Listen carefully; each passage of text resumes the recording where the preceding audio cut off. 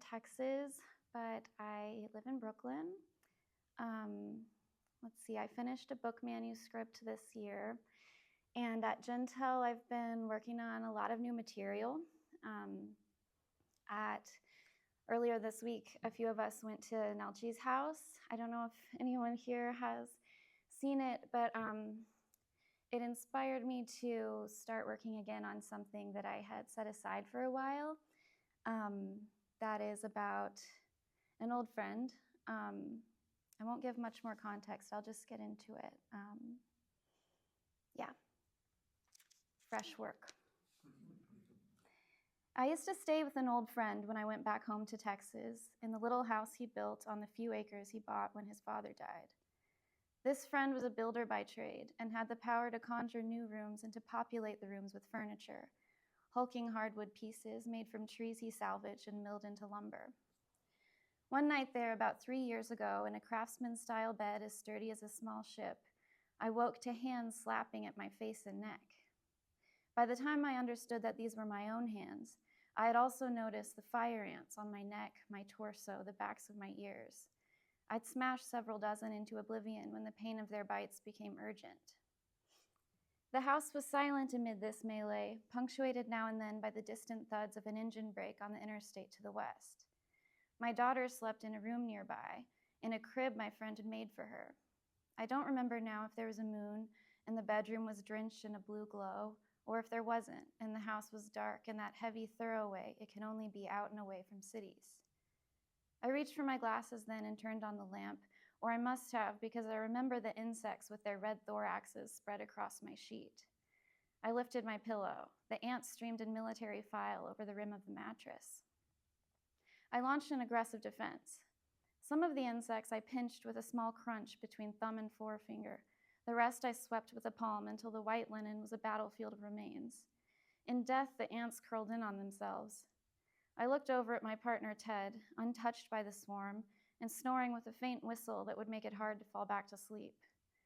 Then, in the turn that most surprises me now, I shook out the pillow and laid back down.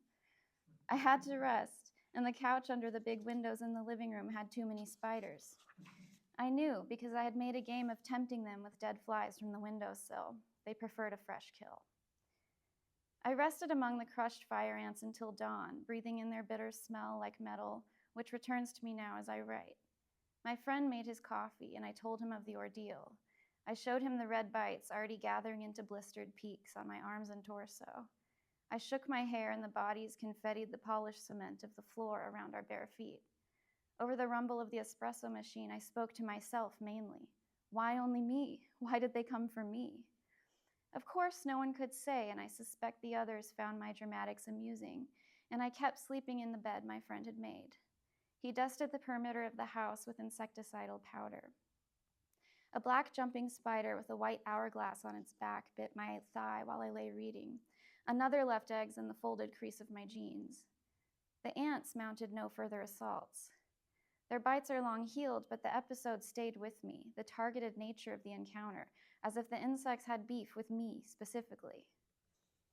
The landscape of central Texas is one of rejection. It buffers you away.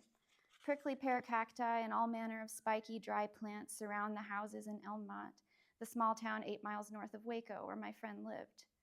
The grass turns to straw in summer and scrapes at your ankles. Mesquite trees twist into rough, shredded trunks with needled branches.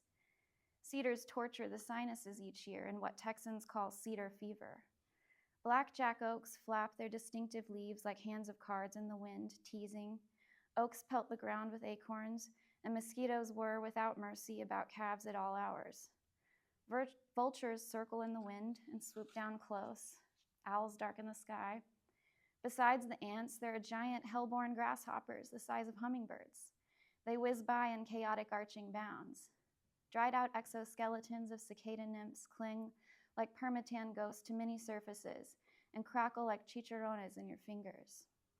Hiding in shrubs are creatures that don't want to be found and tell you so with bared teeth, pincers, claws, and venom, poison ivy and rattlesnakes and scorpions and skunks and runaway bulls and the animals I feared most, territorial dogs, slaver dripping onto their gravel driveways.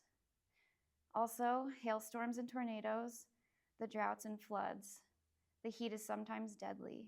Only the sky has arms open wide. Despite these horrors, I often chose to stay with my old friend, whose name is Harry. I was a child of the suburbs, but Harry's rural landscape eclipsed other versions of Texas until it began, in my mind, to occupy the idea of home, much more than the humid pine forest at the edge of Houston ever did. Central Texas is where Harry lived his entire life. I wonder if he would recognize it in my retelling. But I risk nostalgia, because the landscape and the property and the house are bound up for me in the idea of my old friend, and because together they taught me a hard lesson about isolation and too much space, and what's at stake when you can't trust in another's care. It's been 3 years since the last time I stayed with Harry, and three years since I've heard from him. I don't know if he's alive or dead.